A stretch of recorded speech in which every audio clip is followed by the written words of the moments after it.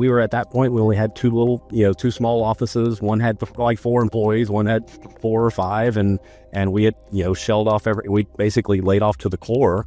But, to the core that are there, it was, Chrissy, it was Misty. I mean, they're and now they're all my leaders, by the way. I mean, they have grown and elevated their games because they've seen what the worst looks like, and they know what it takes to roll up your sleeves and get the job done. And they're fantastic.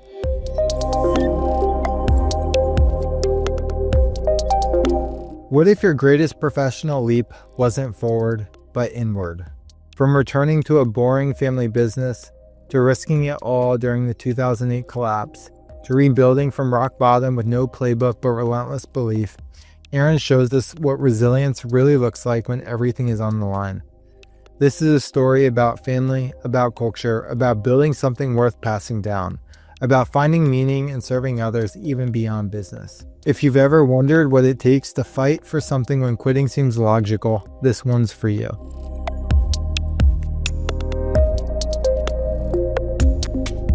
Aaron, welcome to the One Away Show. Hey, Brian. Aaron, what is the one away moment that you want to share with us today? I had to go back in the old memory bank there because there seems to be a number of different ones and pivot points and those forks in the road. But I have to think the one that put me on the different trajectory, the one that, where my life would not be the same today if I did not make, choose taking the path on the right versus the left, is going to go back to the decision of rejoining my family business. So, I kind of go back in time a little bit. My original company, was, Hillsborough Title, single family office, single office with, a handful of employees in Plant City, Florida. My mom started that company back in 1984. She had recently divorced my dad, mother of 2, 9-year-old and a 7-year-old in tow. I was the older brother. And so when she made that decision to open an office, you're kind of dragging your kids along and say, you kids go play in the corner and refill the staplers and the paperclip jars and, to take the trash out, just kind of keep you busy. So we literally both grew up in the title business in the title agency. And so I grew up in the family business, in a small town, Plant City, Florida. Back then was only like 32,000 people that lived there. And I think that the growing up in the business, it was always, it's a very unattractive industry. It's a very unsexy industry, title insurance and real estate closings. It's a bunch of paper. Back then it was a bunch of typewriters and whiteout and dot matrix printers and, forms in triplicate. So our upbringing was, if it was working, if it was summertime, after school or whatever it might be, it was always around like lugging heavy boxes of paper and storing them in the room, or taking boxes, paper files and putting in boxes and storing it. And then it was, I got to be age 16. It was being the company courier. So I was driving around delivering packages and paper and going on bank runs and delivering checks and stuff. And then it was, a little after that, it was, at 18, like doing actual post-closing and sorting of documents and putting things in order and just being involved in a business. And I guess, at those early ages, those younger years, it just seemed very, the thing I didn't want to do. This was the last thing I want to do when I grow up. So I mustered up the strength, or mustered up the strength and the financial ability to go to college. And so when I went to college, I was like, well, what do I want to do in life? Oh, I want to be a stockbroker. I'm going to get a degree in finance at the University of Florida. And, so I did that. And, I was able to, I was able to buy a house when I was 19 years old, and I sold it when I was 21, and I made some money. And so I didn't really have the grades. I didn't have the money. My mom, we didn't really have the money to put me to college. So, and it was never really pushed in my family. We're all very, very, these are very, very humble beginnings, and literally, farmers who had migrated down from Georgia and settled in a little community. And so, my grandfather had a sixth grade education. My dad went to trade school. My mom graduated college. And so my goal for my own push was just to graduate college and be the first in my family to do so. So I did that. And I worked I had a short stint at one profession. I didn't last very long. And then I said, I want to be in the business of making people money and managing their finances. And that's what I got a degree in. So naturally, stockbroker, got my Series 7, 215 license. I was working for a small independent financial planning firm in South Tampa.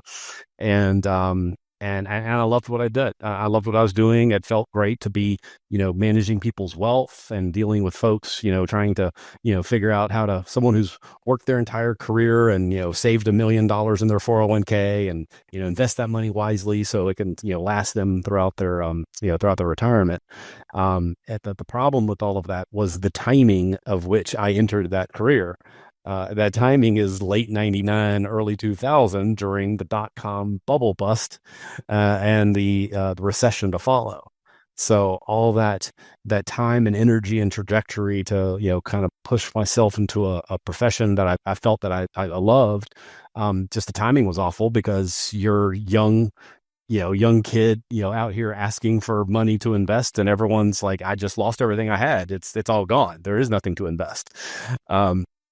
So this was, so we are now in like mid 2001, and the timing of this is, there was a family vacation. I think my brother was just graduating college at this point too. So, my mom and her husband at the time, and the two of us and our stepbrother, went on a vacation together. And it was just it was a sidebar conversation with my mom at that point. And it was kind of that first serious, like, hey son, I'm so proud of you. You've done great, but have you ever considered the family business? And it was just like, it's like, oh gosh, what a boring industry title. It really sucks. It's just a bunch of paper, and I was in this small town USA, and I was like, I had this, I grew up under the shadow of my mom. And it was, you're the title kid, you're Gail's son. Everyone was just, it's Gail's son, it's Gail's son, it's Gail's son in the business. And so, but she said, it's like, have you ever really given it a consideration? Like, I know you've only learned like the doing of the business, but I've never shown you what the business side looks like the actual financials and what it looks like to be an owner and what it looks like to be an operator. And she said, quite frankly, at some point I have to, have a path forward and an exit strategy myself. And so that exit is either going to be, one of you boys taking over the business, or I may have to, find someone to purchase it at some point in the future.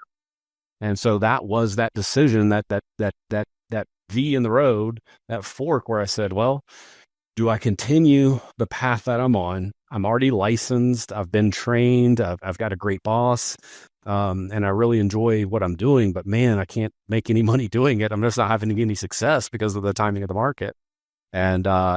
Or do I, perceive in my mind back then, perceivably put my tail between my legs and crawl back home to mom. That's what I felt like I was doing. And it felt very, it felt like I lost, or it felt like it was shameful, that I had to go back and, go back to work there, but I had to repaint the picture. It's like, all right, well, if I'm going to do this, I want to, I want to do it. I want to do it bigger than anybody else. I want to grow the business. I don't just want to inherit a business and continuing the path that it's on. Like, I want to do something different with it. So that was the point. That was the absolute pivot that led me to where, I am today. And where it is today is I bought my mom, I came back into the family business. I learned how to operate it, became a closer, learned the trade, became the manager, opened a second branch, started learning how to operate the actual business, and then was in charge of operations altogether, ran the P&Ls and, managed everything, but it was still 100% owned by my mom. And so that was the the first pivot was just to make the decision to go back into the business. Well, now the harder decision came in September of 2008. So so to September of 2008 is now I don't own the business, but there has been discussion about me buying my mom out at some point.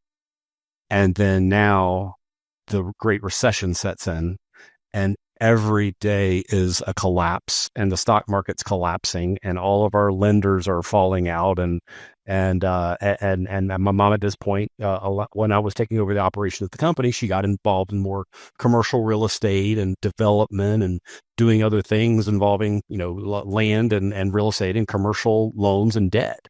And so now enter the chaos of '08 and '09, and basically the near collapse of everything that she had built, including the title company, because now there's no transactions. It's very, very few that are happening.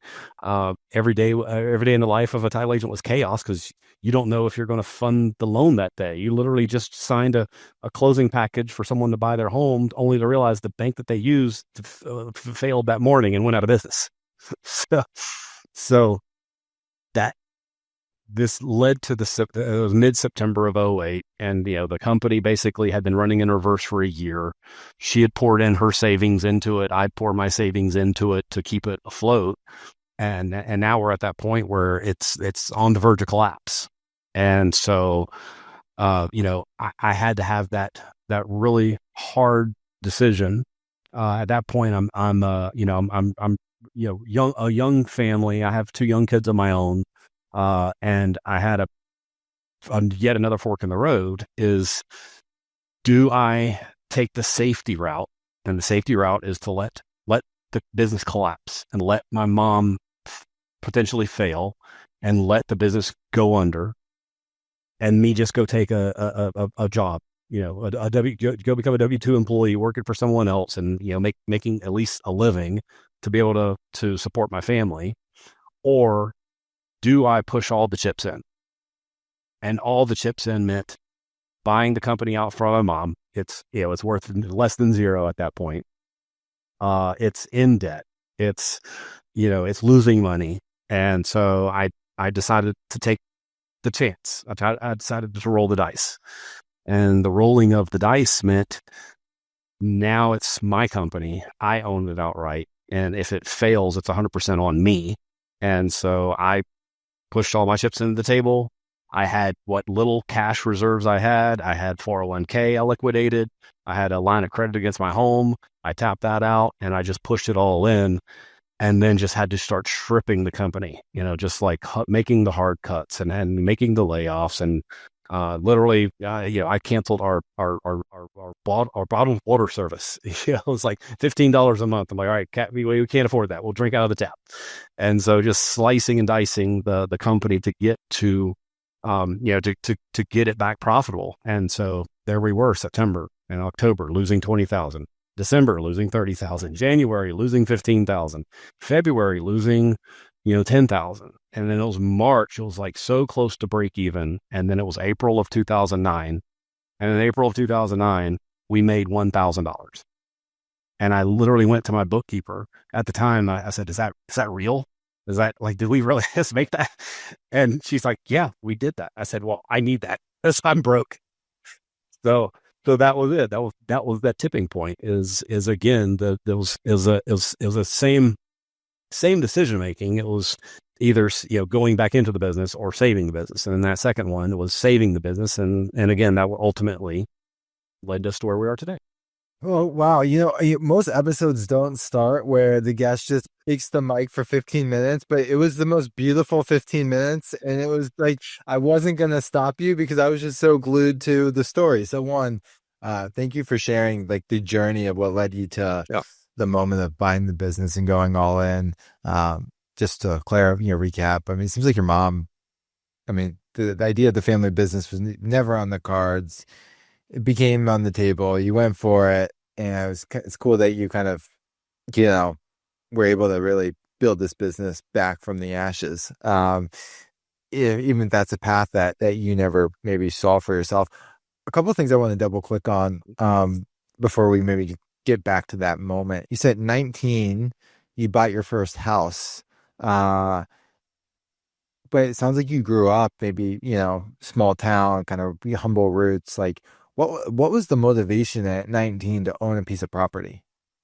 Really, it was my mom kicking me out of the house saying, "You better get out of here." It was, Yeah. yeah, I moved out when I was seven. I graduated high school. I was still 17 years old. Me and four buddies moved into a double wide mobile home. And I lived there at 17 and 18 years old. I came back and I lived with my mom for a short period of time. But ultimately we grew up around real estate. Yeah. The business itself, title insurance, is the buying and selling of real estate and transaction work. So every person I knew in my life was in real estate or mortgage or as an investor and built homes and flipped homes. So we came across this deal at the time. This was back in, like I said, 1992 or 94. Somewhere. Yeah, I think it was 94. A 2-bedroom, 1-bath, 1,000 square foot frame home in Plant City, Florida, was going for $32,000. So I put $4,000 down.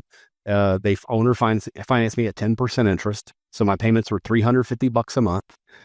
So I had two buddies. I said, my buddy James, you're going to rent one of the bedrooms from me. So that's $200 a month. And then, hey, my buddy Scott, hey, you're going to rent the couch in the living room for $150 a month.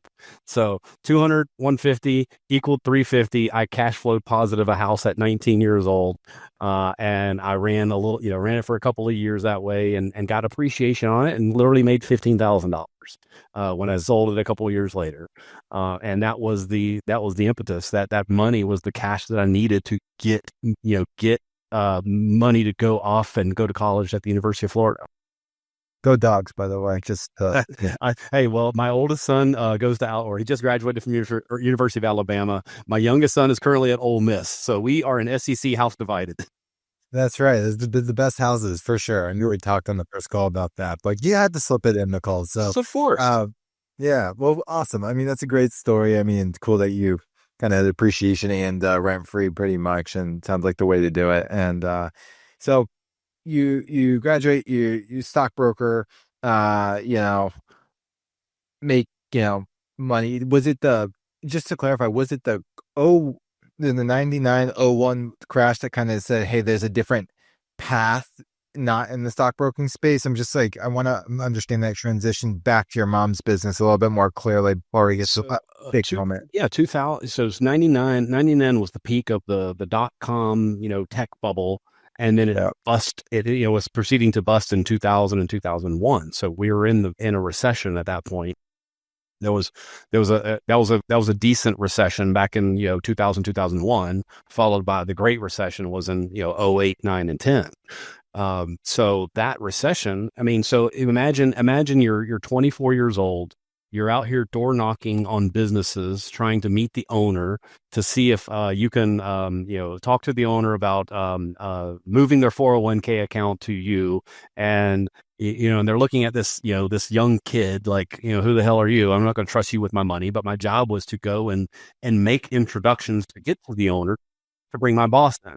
I wanted to bring my boss, John, to the table. So he's the professional. He's the one that's, fully licensed and all these other things.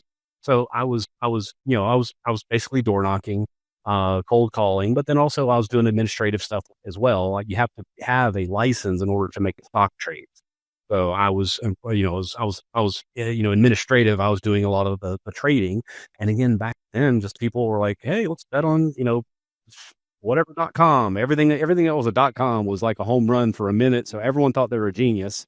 And then it's like crypto. Like everyone thinks they're a genius when it's riding up. And then when it falls out, then you're like, well, that was dumb. I shouldn't have, invested in doggycoin.com or what, in kitty coin, like, wow, that's really dumb. Well, no joke. That's what the .coms were back in the day too. So the loss in the market, and my youth just, it made me give up that line of business. Yeah. No, I appreciate you sharing and clarifying, and it makes total sense why hey, it was a time for a pivot, but you've clearly developed some resilience, probably just from that to take you into what was next. Now, I want to come to the moment when you obviously you went back into your mom's business. You learned the trade, you learned how to close, you did all the things. And it got to that moment where her savings were in the business, you had to dump yours in the business, and ultimately you had to take full ownership. And you said, I could have went and I got the W-2 job, but I went all in. Like, why? Like, why did you not just take what you said, the easy route or the safe route? Really, I think it was that you're looking in the mirror, and at the end of the day, you're saying, how do I let my mom fall on her face? How do I let the business that she built go away? And how do I potentially walk in and say, I'm sorry to all you staff, but you're all now fired. We're shutting the doors. We can't afford to keep the lights on. And literally we're tapped out. That's where we were facing. It was the thought of having those conversations and the thought of the what if scenarios. And again, no one had a crystal ball. I mean, again, you're September of '08. I mean, you go back and watch any of these documentaries these days, and Lehman Brothers had just collapsed. I mean, all of these things globally had just fallen apart. And so at the end of the day, I knew I could not look myself in the mirror if I choose to walk away and not give this thing a shot and at least try. Because what's the worst that can happen if I tried and failed? It's no different than me just going and taking a job elsewhere.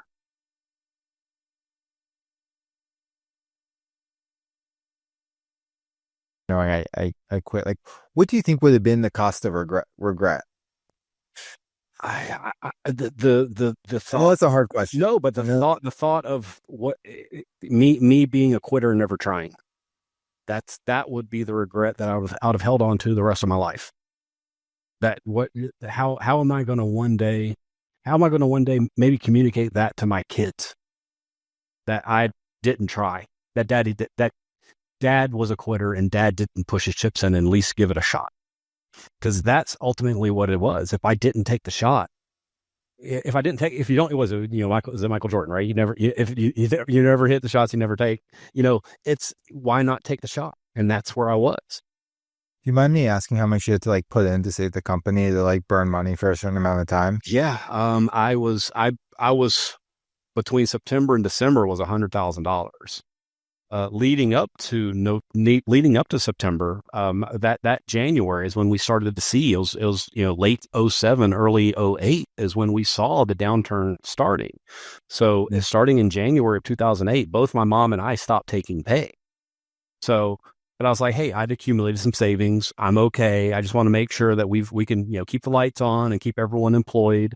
But every month was just another big hit, a failure after failure after, a banking institution or whatever it is just failed, or our clients going out of business, or the people that send us transactions are now bankrupt.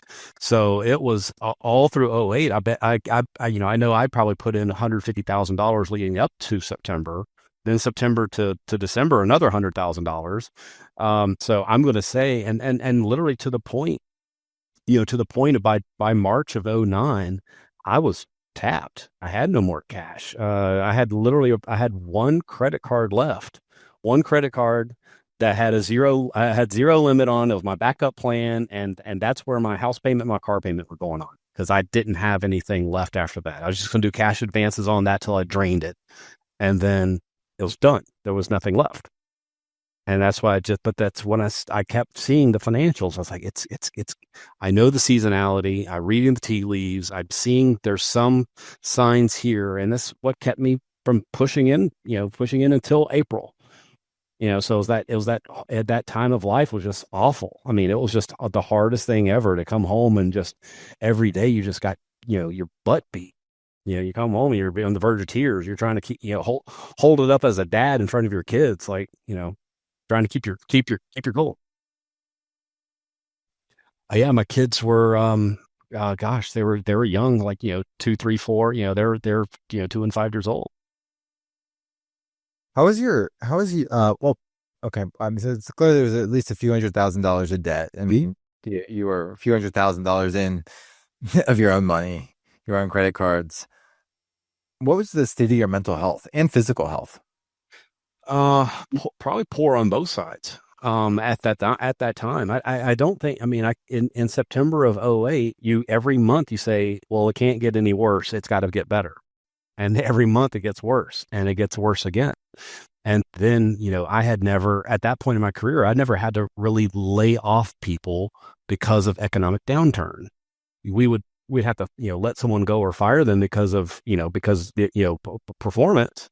But to have to walk into an office and like literally, you know, telling someone that's been employed with you for 10 years that I'm sorry, I can't afford to keep you any longer. And, I hope for the best. And knowing that there's no jobs out there, knowing that this person is going to go home and hurt.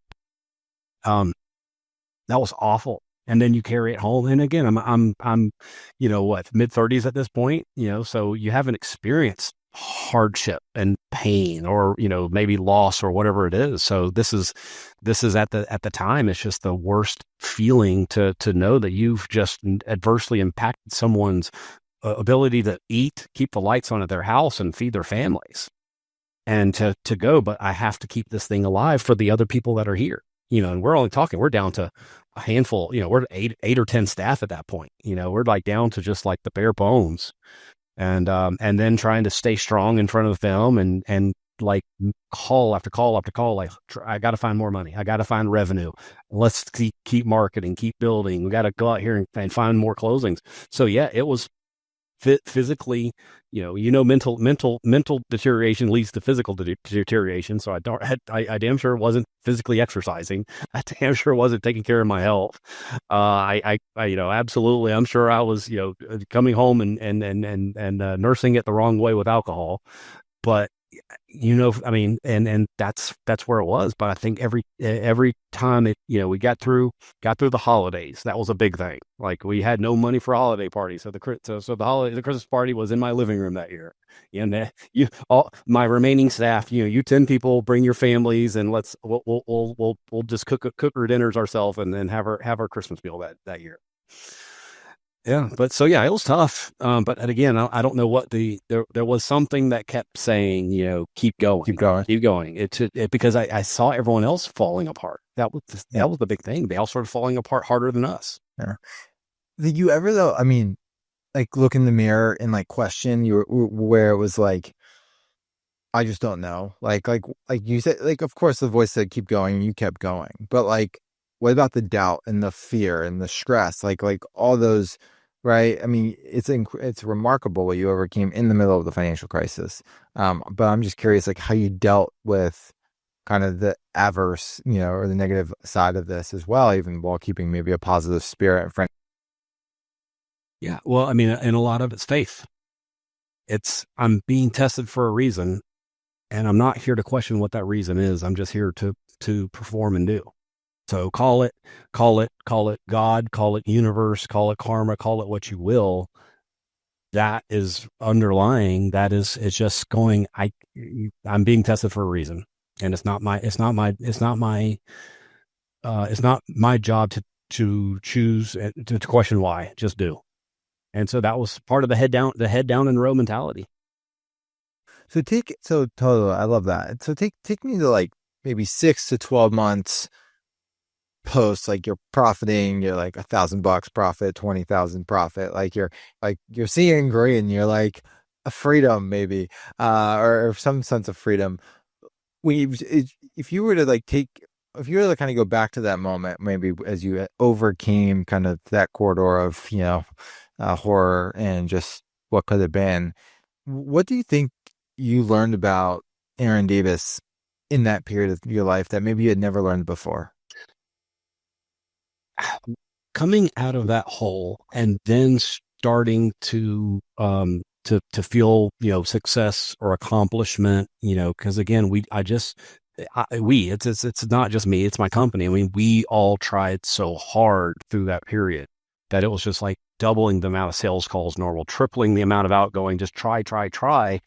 And so there was this sense of what's the worst that can happen? What do we have to lose? We've already, we're at the brink of disaster. We're already on the verge of failure. So let's keep going. and we got aggressive, and we were making decisions like, all right, I already know what failure looks like and tastes like. I was there. So let's do this. Let's take a risk. Let's open office in a new geography. Let's hire this person. Let's bank on the fact that we're going to get this account. So it was a form of, there was a sense of a sense of what's the worst, and it's not, and it was always it was always humility and humble and all of those things behind it, but it was a little bit of like, let's do this. And it was just the sense that, I try to fill my staff sense as well. Like we're something, like we're the anomaly. We're going to get through this. We're going to find the light at the end of the tunnel, and we're just going to head down and row and blast past everyone. And that sense, it spread. It was the culture.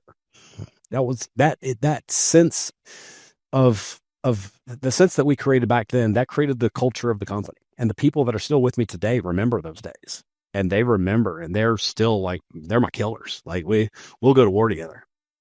Yeah. It's awesome. You found your soldiers. Yep. You got it.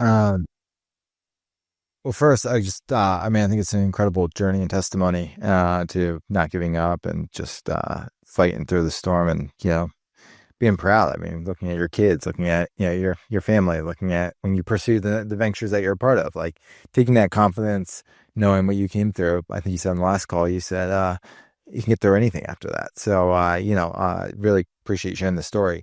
I want to talk about some of the good stuff though, because I think that's good stuff, but what you did with that, right? You built sounds like a title conglomerate of businesses since. I mean, what was your vision? Like, you made it through.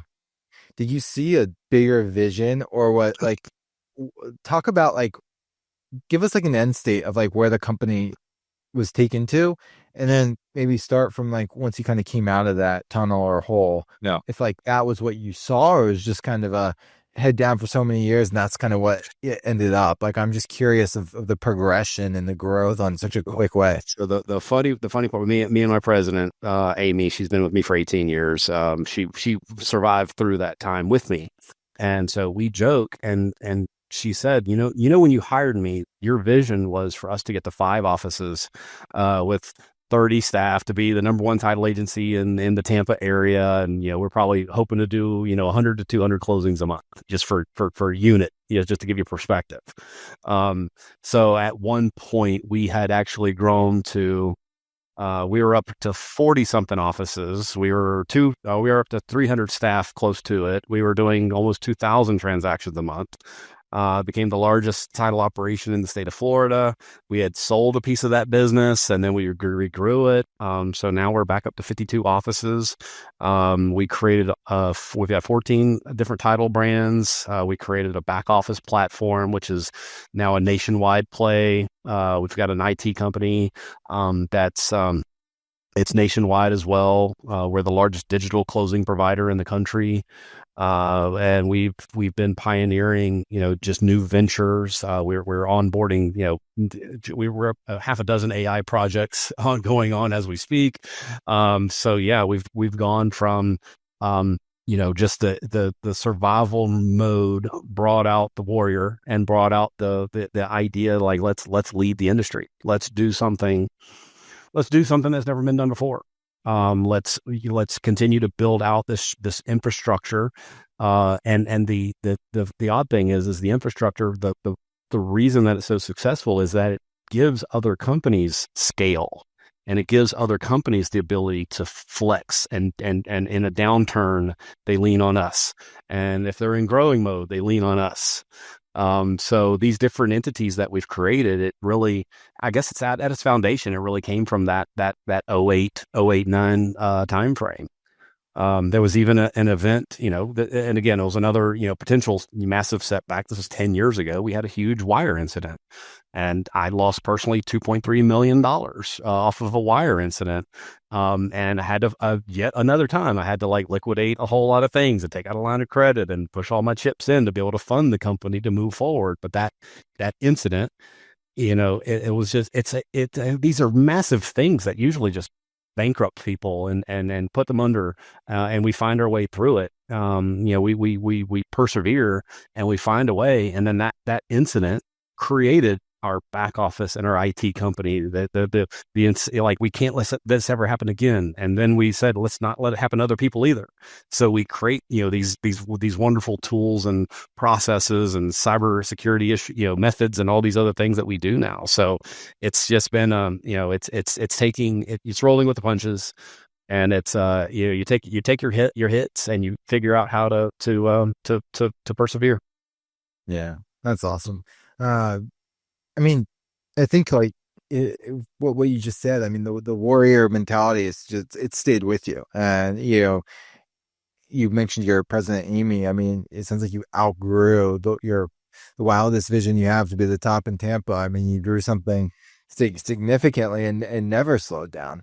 And clearly it sounds like impacted, I mean, a ton of people along the way. And obviously, it's business and highs and lows, but like, you outgrew your wildest ambitions from where from when you brought in Amy. And it's cool that Amy was with you on that journey from the start and has stuck with you through it all. I'm sure it's become a, work wife, best friend in partnership and in the most meaningful way. Yeah, absolutely. And thankfully with the growth, you're allowed to add, additional pieces to the puzzle. So an incredible, C-suite. Our leadership team is phenomenal. We'll go to battle together and march through walls. They all run their silos, and we're just, totally, we're a team, we're a family. We love each other. We got each other's back. We work hard. We play hard. And we're truly excited as a unit to do this together. Yeah. Well, tell me, was Amy, like, when you talk about the C-suite, was Amy the like one person with you when like everything was kind of blowing up and you're facing the hardship, or there are others involved that are still with you? There's others that are still with me as well. From that time period. So it's just, I mean, we were at that point when we had two small offices. One had like 4 employees, one had 4 or 5, and we had, shelled off we basically laid off to the core. But, to the core that are there, it was, Chrissy, it was Misty. I mean, they're all these, they're and now they're all my leaders, by the way. I mean, they have grown and elevated their games because they've seen what the worst looks like, and they know what it takes to roll up your sleeves and get the job done. And they're fantastic. What do you think it was about? I mean, having that core team, tell me, I mean, I'd love to maybe, because again, this wasn't the all Aaron effort. I mean, you were the leader and the warrior. Like, I'm going to keep funding and do whatever it takes to keep you guys here.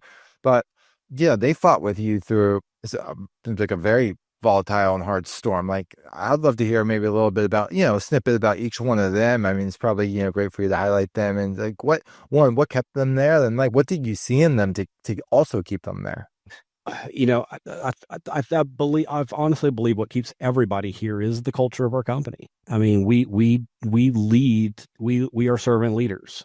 On the exterior, yes, I have to be the CEO and the founder and the owner and all that stuff. But on the inside, my company knows my title is janitor.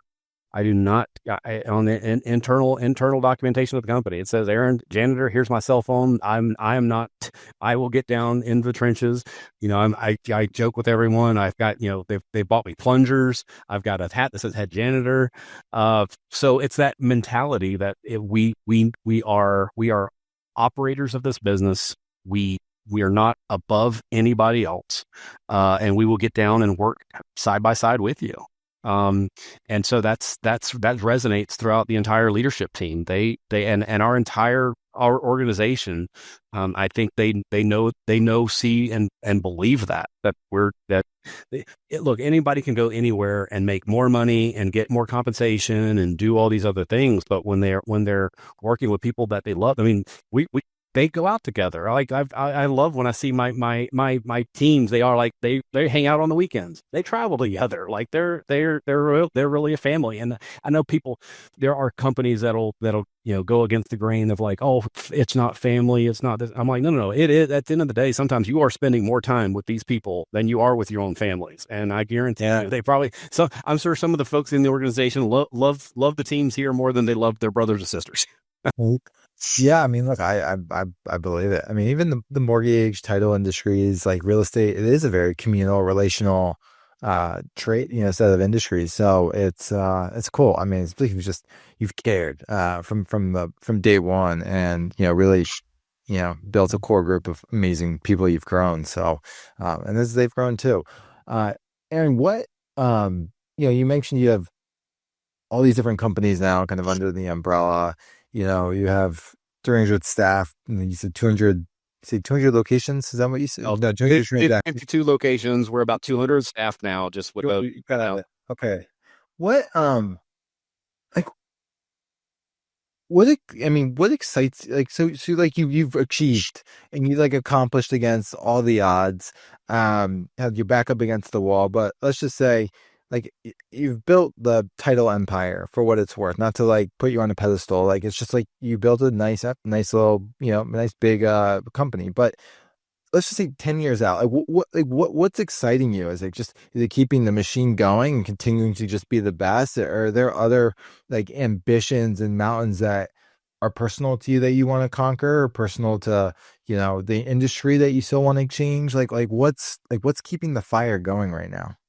um, I, I mean, one of the things that keeps it going is we're all faced with the challenge of innovation and change, and fear of letting your guard down and someone's going to invent the better widget and blow right past you. So keeping your foot on the gas, not just for monetary gain or for empire building, but for job security. I love, we've always prided ourselves on being bleeding edge versus cutting edge. I mean, we were the first in the industry to do a lot of things. One of the first, one of the first digital closings ever, and surviving through COVID, and go, taking our entire workforce, digital and work from home, and innovating that way, restructuring, infrastructure and IT and software. So all those things were exciting. I'm blessed to have been born into an industry and raised in a company to see us go from no technology to AI, to go from dot matrix printers to servers, to scanners, the MS-DOS, the gamut. So I do get truly excited by the innovation that I see coming and that we're implementing as we go. And I love the flexibility that the team allows me to go and find something and bring it back and us beat it up and then implement it. So that's exciting to me. I'm excited by my kids now. One just graduated college, one, a freshman, or, just finished his freshman year at Ole Miss. And the possibility, they're going to go work and they're going to do their own thing. But what if they come what if there is that family vacation one day where I say, "Hey sons, so proud. Have you ever considered taking a look at this boring title industry once again?"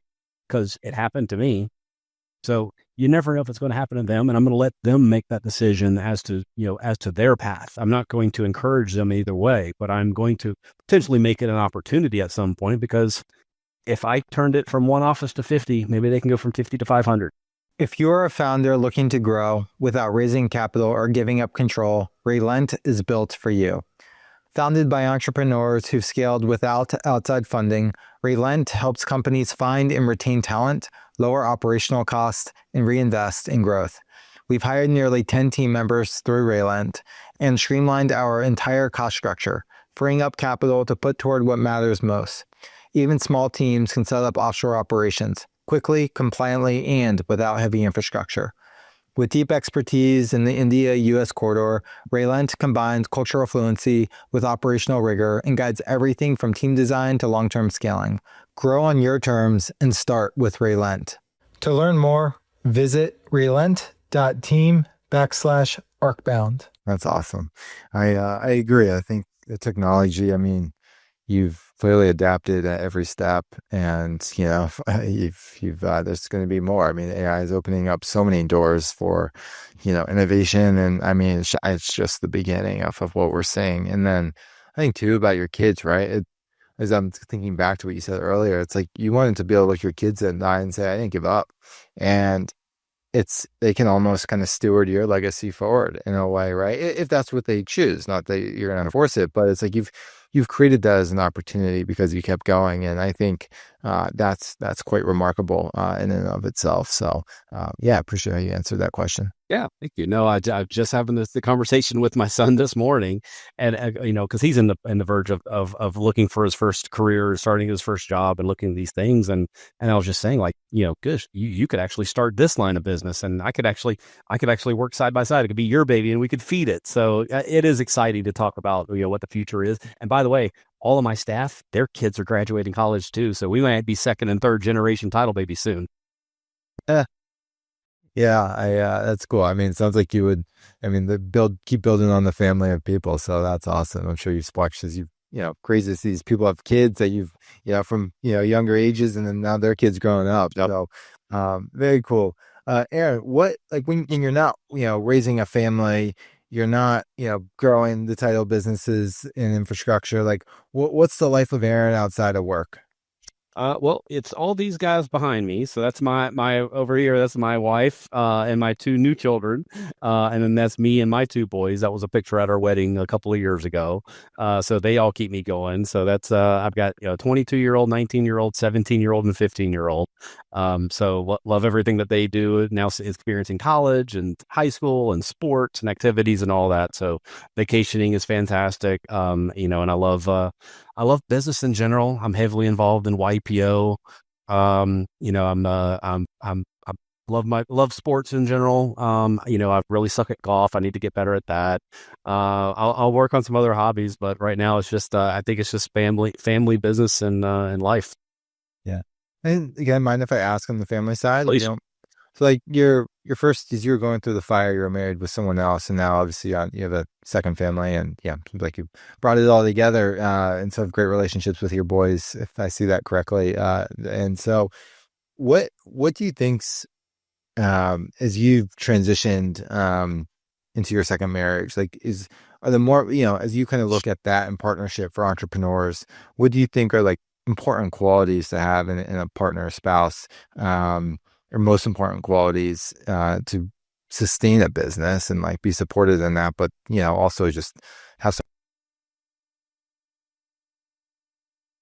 Yeah, it's communication and alignment. I mean that's absolute. I mean, I will say, the path that got me here. Definitely, I'm a different person that I was, when I married my first wife. That person back then didn't have a ownership of a company and that much, that all those things. So raising a young family, it's tough. Going, suffering through not suffering, but you've got your t-ball practices and your baseball, and you're trying to run a business, and you're trying to grow a business, and you're trying to maintain a relationship with a spouse. So, it can become overwhelming at times, and it certainly, became overwhelming in my past. But so now in the going forward is finding someone who you are aligned with, can communicate with perfectly. You've got to go into it as like, let's be open and talk through everything. I mean, because there's always going to be hard times. There's going to be hardships and hard decisions. But as long as you've got just a wonderful partner to be able to share with, it's everything.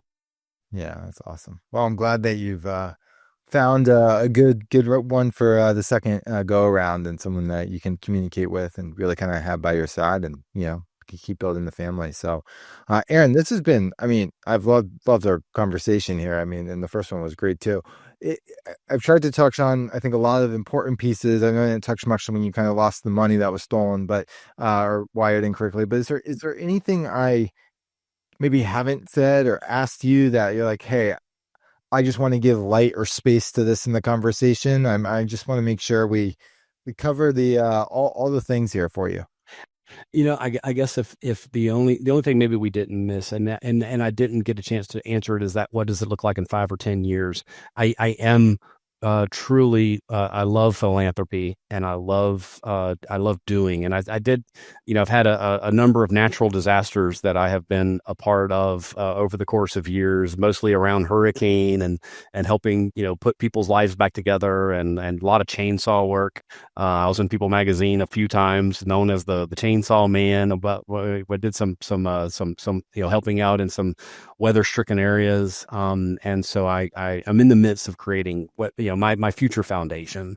And it's something that, what I've realized is I'm really good at disaster management.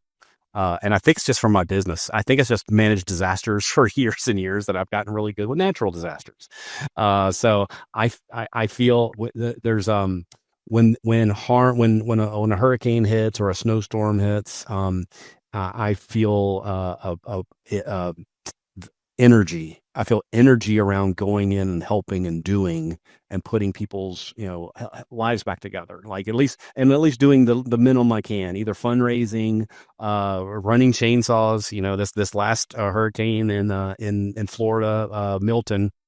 I flew in. I bought 100 chainsaws. I was managing a chainsaw crew. We had cut trees off of about 60 people's homes.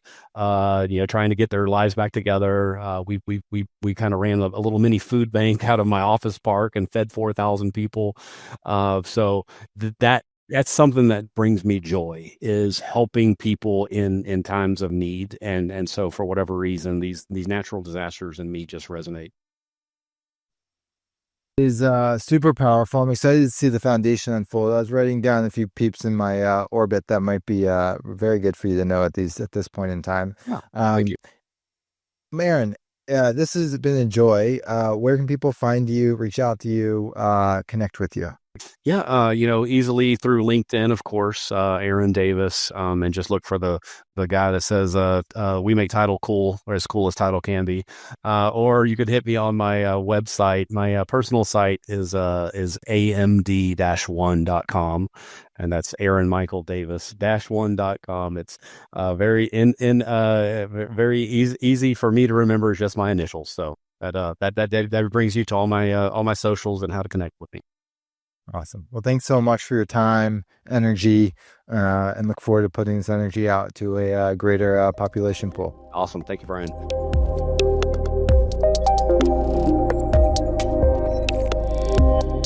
Aaron Davis isn't just another entrepreneur. He's a fighter, a builder, and most importantly, a servant leader. From near bankruptcy to nationwide expansion, from losing millions to leading an innovation-driven industry, his story reminds us that resilience isn't built in comfort, it's forged in chaos. And yet, what stands out most isn't the size of the empire he's built. It's the people who stuck with him through the storm. The culture of family, the decision every single day to lead from the front, sometimes with a plunger in hand and sometimes with a chainsaw, rebuilding lives after disasters. This isn't just a business journey, it's a masterclass in grit, love, and legacy.